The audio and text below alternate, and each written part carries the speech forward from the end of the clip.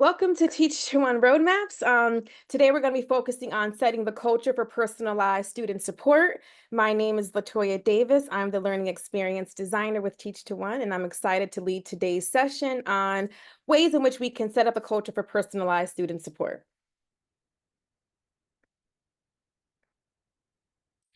Today we're going to focus on a couple of things. Okay. One of the things we're going to focus on today is setting the stage for academic achievement, which looks like personalized student support. So we'll spend some time discussing ways in which we can create an engaged roadmap culture. One of those things includes identifying resources, best practices, and activities. And then we'll also close our time together today by looking ahead at our upcoming webinars in the future. The tenets for creating a roadmap culture. So many of us may be wondering, well, what goes in that? So it includes, in creating a roadmap culture, resources, ways to celebrate and challenge students, and ways to create an enriching and engaging culture, as well as there being options for multiple options and opportunities for students to have ownership.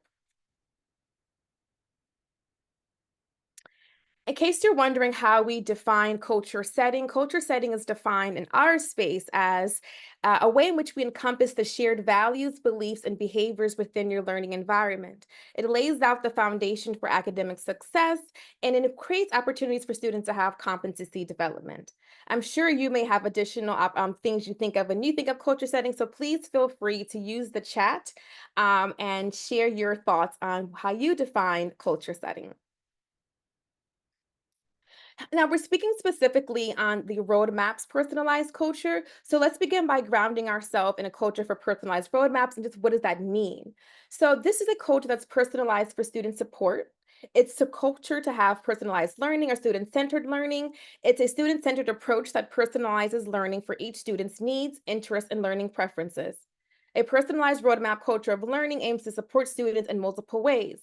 We aim to support students by prioritizing individual student needs, developing trusting relationships between teachers and students, connecting learning to the real world, providing targeted instruction, practice, and support, and creating flexible learning materials. Again, please feel free to use the chat if you have additional ways that you're defining what this looks like in your classroom. Now, the foundations for success in creating this roadmap personalized culture includes the following things. It includes setting students up for academic success, increases student motivation, it fosters positive social development, creates an engaged learner, and improves overall performance. Mommy, I want a phone. Okay. In addition to that, oh,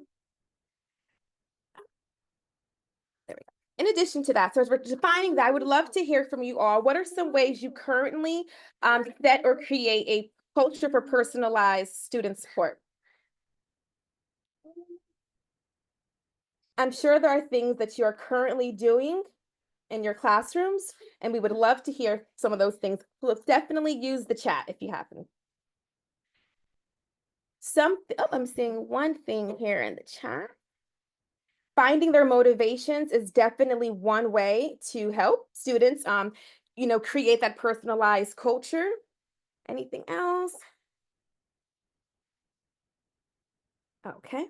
Well, we're going to spend some time today just again covering ways in which we can create that culture for our students. So again, speaking of that roadmap culture, there's 4 ways we've identified in which you can do this. One way is really thinking about the resources you're using to create this personalized roadmap culture. The second way is to celebrate and challenge students, and we'll dive into that a bit more. The third way is to enrich and engage students. And again, we'll dive into what that looks like. And then finally, we'll talk about the options and ownership and how you can use options and ownerships to create this culture for personalized learning. All right, so let's break this down even further. So one ways in which we create this culture for personalized student support is by elevating and making best use of our resources. So we have our teacher resource hub. The link is here on this slide for you. We can also have that drop in the chat for you. But there's 4 things that you would definitely get from our teacher resource hub. You'll get enrichment activities, which is fun and challenging math activities. So definitely take advantage of that. These activities are ways in which your students can, again, personally and individually engage in math and make it fun versus having to do with the entire class as to working on. They're not able to select different activities to work on.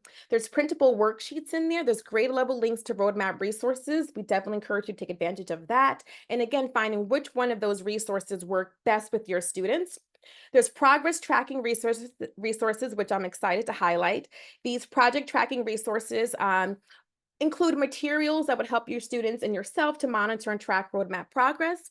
And then finally, there's roadmap best practices, which includes articles and implementation suggestions for yourself and also for your students as well. So definitely take advantage of that. And you'll notice in the next couple of slides here that I'm going to highlight and point to resources that can specifically be found within the Teacher Resource Hub without you needing to reinvent the wheel and print these or recreate these really juicy documents and resources here.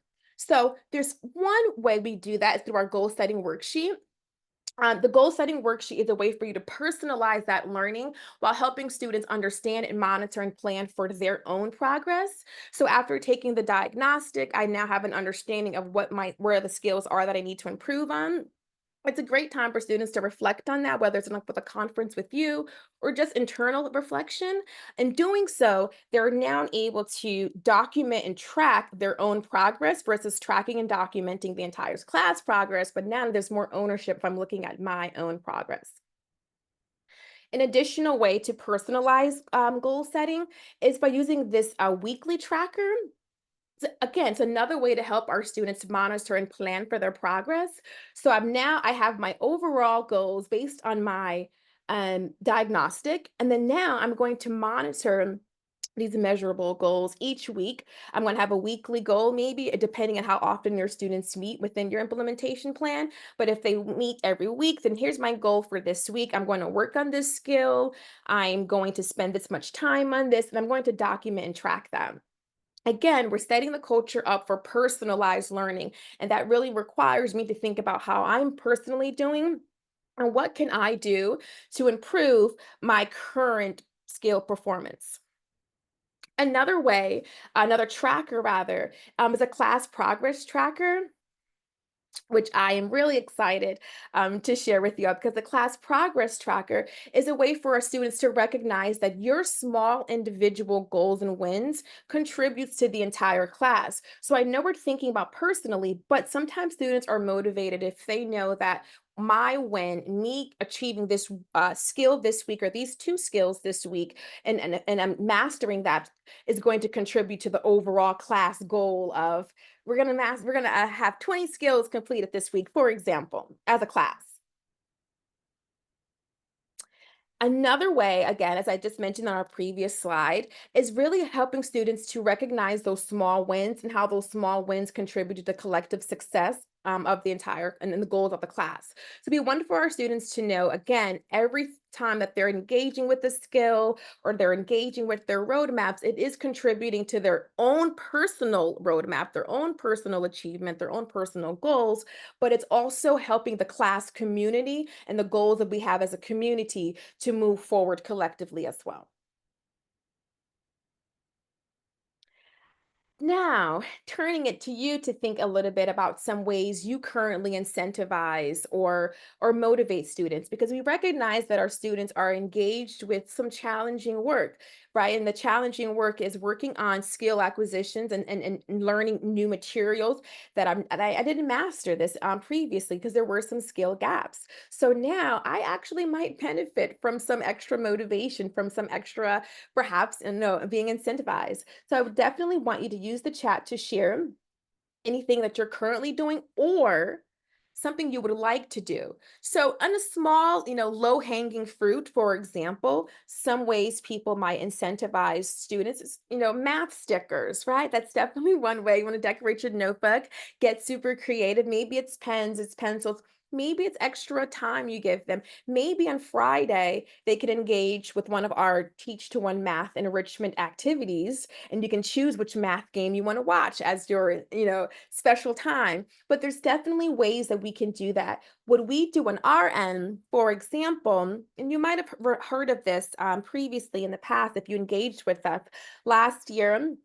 We had different math challenges throughout the year, and we motivated had competitions between schools or competitions to see, and we're going to, whoever school completes X amount of skill challenges on Tuesdays, for example, you'll be entered into a raffle for a gift card, maybe an Amazon gift card, or a raffle into some earbuds. We definitely saw some success with that last year, and maybe we might bring that back. But since you're with your students every day in front of them, we want for you also to think of ways in which you could use the roadmap resources to incentivize and motivate students as well. For example, one way to do that is to celebrate and challenge students. As I mentioned previously, the work that our students are doing is challenging because it is new to them, and it's challenging them to learn differently and to acquire new skills. It's definitely different for them. However, we want them to know that we see you, we recognize you, we know it's hard, we know that you're working on this every day, we acknowledge that. So let's recognize that by giving our students a certificate of achievement. Hey, you've successfully completed X amount of skills in your particular roadmap. How would we get that information? Looking at our progress reports, for example, looking at your students' progress report rather, and seeing perhaps maybe the total skills that they've passed. Maybe it's looking at they scored, really well in a skill challenge that they were struggling with last week, but this week there was level of success with it. Maybe you're also just noticing that this grit within your students. You're noticing that they're continuing to try. There's notebook checks. You're watching them write down their mathematical problems. Every time you're looking over their shoulder, they're engaging in one of our work sets videos and they're watching, different approaches to solve a mathematical problem. So one way, again, is with these customizable certificates of achievements. You can print these. Of course, you can download them and you can, edit them as well, and let our students know, hey, we recognize and see you, and let them have this to celebrate with their family, with their friends, in front of their other teachers. This is definitely and something that is not extremely costly as well. But again, this is just one way, and I know you all are filled with different resources of ways in which you all are currently incentivizing or would like to incentivize for your students. As I mentioned previously, roadmaps, resources that we have within our teacher resource hub, we have a lot of enrichment activities, and we encourage you all to peruse and browse through these enrichment activities. One way in which our students have, or we want to create this culture for personalized student support, is providing our students with a lot of different options, enrichment options, options for them to have make learning fun and engaging, through whether it's through games, like the one you see here in front of you in the middle of your screen here, the math relay game. Or maybe it's going to be the math dice game, or maybe it's math squares. So finding ways to get them to still do the cognitive work. They're still thinking, they're still working on skill acquisition, but they're working on skill acquisition in an engaging way with a variety of enrichment activities. What's neat about this is if you visit our teacher resource hub, you do not need to create this. You can just print this out, download this yourself. So that again saves you some time as well as you're setting up this culture for your students. I think one of the most challenging parts in setting up your culture of a personalized culture for student support is for students to understand that they're all going to get something what they specifically need. However, there's a lot of options and choices for them. Oftentimes, students feel like the teacher has to give them the different ways of learning and the different options, but instead, they're now going to be autonomous learners and have the options for themselves and choices for themselves. For example, the how to use roadmaps time. This allows for your students to individually engage in roadmaps. They now know what's expected of them instead of them raising their hands and asking you for support. I can now have the ownership, and the academic ownership rather is on me as I'm going to navigate engaging with my roadmap without my teacher having to tell me every single step. So using that flow chart enables your students to kind of have that agency, and once they get to those particular steps. For example, when they get to, let's say, step 5 or 6, and they're working on that particular skill, now they'll have the option to decide what enrichment game they might want to use, or if they want to watch a video, or perhaps engage in some practice problems. So, again, they're given choices. In addition to that, we have our note taking template. Again, something else that lives with inside our Teacher Resource Hub. The note taking template allows for our students to have a confidence and taking notes independently, because we provide them with this format here in which they're now I need to write down my unit, write down the skill that I'm working on, the date that I'm working on this, because oftentimes our students are not sure what they should be taking notes on. So, for example, I know my worked example video, I'm going to focus just on that. Or maybe I'm going to focus just on the practice problems and take notes specifically within that box. Again, it builds that ownership for students, a little bit more of that buy-in for our students as well as in there. And again, they have this personalized support for them because I'm choosing to take these notes, and I'm choosing how to engage with my roadmaps. I'm choosing which activity, I'm in choosing which game perhaps to engage in as well. Student ownership also includes students receiving multiple ways of approaching mathematical problems. Now, and if you're wondering, well, how does that relate to a personalized culture of support for students? Again, the personalized culture means students have multiple ways of approaching a problem, and I'm going to choose that ownership. I have the option of choosing how to solve this problem. So, what we have here within our unit rates, worked example, and all of our skills have these worked example videos. With these worked example sets, it supports that creative thinking. And it allows students to independently identify multiple ways to approach solving a problem. So you may show them one way, and then now in these videos, which are typically less than 3 minutes, they range from 2 no longer than 3 minutes. But within these videos, they're now able to choose how to engage with the problem, how to engage with solving a problem. And again, that is setting the culture up versus thinking, I need to solve it just one way and one way only. I feel as if this part goes sometimes unnoticed, but there also, that level of digital confidence should be there for our students. But we recognize that we have students that maybe they're in 5th grade. This is their first time engaging with roadmaps, the first time engaging on the computers in this particular way.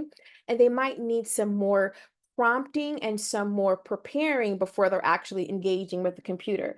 As you know, we are a digital product, although a lot of our resources can be printed. You can download them and you can hand them out to your students.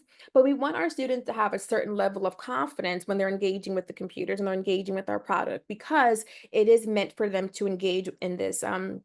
Most of the time independently, because they are working on their specific skills, although there are lots of times for collaborative work as well. In order for me to independently work on a skill with on my computer, I need to have a certain level of confidence there. So maybe even before having your students start working on their skills, on looking at that flow chart, let's do some priming with our students, and make sure that there's a certain level of clarity when they're engaging with their roadmaps. By clarity, we mean there's computer expectations within our classroom. There's a culture of when we engage with the computers, we know that we're not watching videos, or we're going to engage with them, respectfully. We're going to engage with them appropriately. Where perhaps as a teacher, you might want to model roadmaps for them, model and demonstrate for them by projecting in your screen. Here's what you're going to do when you engage with this. When you walk inside of my classroom, here's what this looks like. And also giving them the opportunity for that independent practice. Again, because this is the personalized support, we want them to independently have the opportunity to practice as well before now they're on their own. I set you free to work on your roadmaps. Let's make sure you have these skills first. Additionally, another way to build that confidence and also that engagement, because if I'm confident, I'm more willing to engage with this versus if I'm not confident, I'm going to push back. Consistency. What is your roadmaps routine going to look like within your classroom? Are students going to know to walk in, grab their headphones, grab your notebook, sit at your seat? Again, thinking about that with and talking about that with your students and what that looks like. And if there is a routine, meaning students know every Tuesday and every Thursday, for example, we're going to engage with our roadmaps and work on those specific skills, then let's stick to that schedule so they know what is expected of them every Tuesday and every Thursday.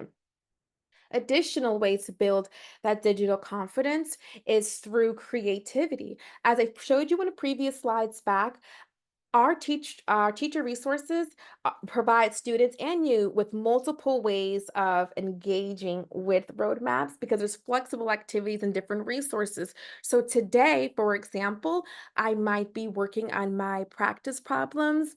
When I engage with roadmaps on Thursday, maybe I need to watch one of those worked example videos again because I need more practice. So now they're doing different things. Next week, I'm going to continue working on that lesson plan on the next week, I'm going to work. So again, there's multiple ways to use it. We don't want students to get bogged down into thinking that I have to only engage with roadmaps in this one particular way because the buy-in's not going to be there. The engagement's not going to be there. The ownership's not going to be there because I don't have the ownership to choosing how to engage with my roadmaps, which activity I might want to use that particular day. I know the first thing you might be thinking as you look at the screen is it says collaborative learning, but we're supposed to be talking about a personalized learning. Yes, but here's the thing. Look to the right of your screen where you see the sample implementation and you see group 3, group 2, group 1. Notice that group 3 is your independent group. This is a group that's working on their personal roadmap. Maybe group 1, as you see there, that small group is working on a specific skill, fractions as divisions. Group 2, they're working on an isolated skill as well. In order for students to work on these skills within their groups, whether small groups or in pairs, as in group 2, or individually, as in group 3, the culture has to be set up for that. Now, what we have on our monitoring side within the teacher portal, you're able to use some of our info or a lot of information in there to export that data and create some groups for your students. Excellent. We have groups for them. However, in order for that to happen, you also need to have a culture set up in your classroom for students to know, again, I have the digital confidence. There's that routine on Tuesday. I know I'm going to be in this group. I know I'm going to be able to choose different resources when I'm within this group, or if I'm working independently in group 3 on this Thursday, my teacher has already modeled for me the expectations, modeled roadmaps for me. I've practiced independently, so now I am ready to work independently in group 3. I know how to use all the accessibility tools and all the different features within my student roadmap. And now, again, I'm equipped to confidently independently in group 3. As we prepare to wrap up our time together, I would like to also highlight for you all an upcoming webinar since we're just speaking, my previous slide there, speaking to you about reports and data and using the monitoring information within our roadmaps to support creating those groups with students with intentionality. Well, I'm thrilled to invite you all to the upcoming webinar in October that's going to focus on reporting and data and providing you all with insights that can support you with multiple ways of approaching the information within the portal and to support you with some of the decision making that you'll need to make while using roadmaps. We really hope that you all sign up and join that as well as thanking you for all being here. Although our webinar is coming to an end, I want to also highlight for you all opportunities for continued support. Opportunity for continued support includes reaching out to myself, LaToya Davis, where I can provide you with support with implementation, brainstorming, some partnering collaboration around what this might look like within your classroom and how to set this up in your class.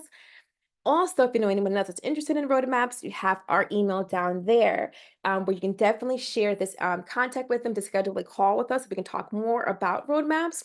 But before you leave, I want to also highlight for you one of our upcoming first incentives here. I want to see how you set up your classroom. How do you engage students? How do you prepare and set up this culture for independent or personalized learning. We want to see pictures, maybe. You can definitely give us a little narrative, a couple of lines as to how you've implemented this in your classroom. We are definitely going to be doing a raffle in a couple of weeks here. So you'll receive an email blast inviting you to share this, but we'll do a raffle in a couple of weeks here to see oh, by the way, those who are qualifying to enter into the raffle will only be those who share how they're setting their classroom culture up for personalized learning. Maybe it's pictures of the certificates you're using, headphones. I'm not going to give it away. I want you to be creative and let us know. But once you do, that's how you'll be able to enter it into our raffle here.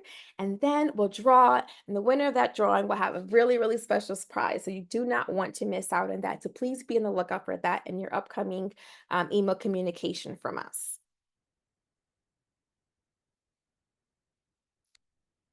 And with that being said, thank you all again for joining us this afternoon.